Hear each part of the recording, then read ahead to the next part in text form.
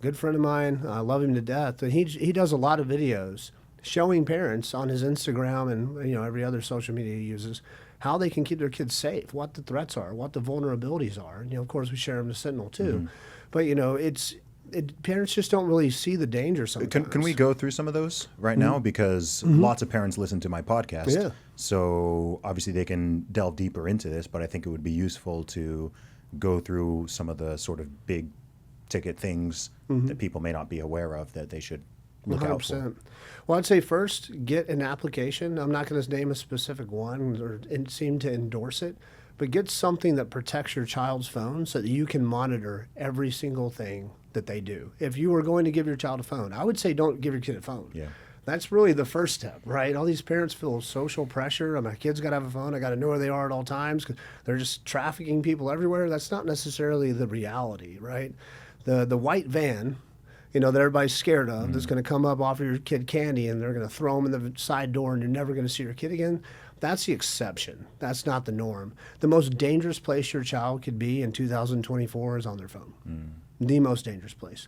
Not just because of exploitation, right? Because they're literally being manipulated by artificial intelligence and algorithms and things that children just can't comprehend that are literally changing not just our children, but the fabric of our society. This overnight change of America and the way people are and the way people think, that didn't come from, evolution. That came from our access to technology and technology's ability to manipulate and control us, right? So first thing I'd say is don't give your kid a phone. Yeah. I mean, I don't want to say it drastically, but that's literally one of the most dangerous things you can possibly do as a parent to your child. We make our children learn how to drive with us, right? And before they get a license. They've got to show us they know the rules. Then they got to go to the state and they got to pass a test to say, hey, I got this. I can drive safely. And, then they get a car. Then they get a license, right? Well, we just hand our kids a phone at like 5 and 6 years old these days and say, good luck. That's freaking bogus. Think about the damage it can do to the development of a child. The average kid spends 10 hours a day on their phone and social media. Yeah. So think about this. If you're a parent, it doesn't even sound like it should be possible. Oh, it is. They make sure. So if you're a parent and they're in school 8 hours, and then their other 10 hours a day are on their phone, some of that probably during school too, and they're sleeping, hopefully they're sleeping, where are you as a parent having influence in their life and mentorship in their life? Who has the most influence in their life? The phone?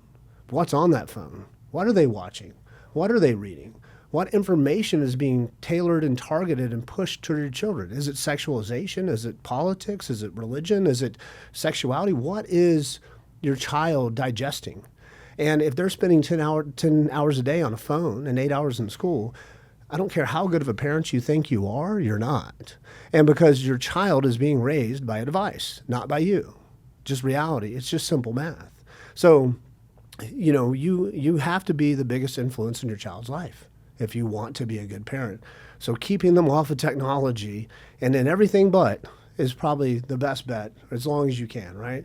Now they're giving kids iPads in kindergarten now, which is a whole nother plethora of issues that we're seeing just so much damage and access come from, especially depending on the school district and security. But first thing, try to keep your children away from technology as long as you can, unless it's in an academic environment. Sure. Right?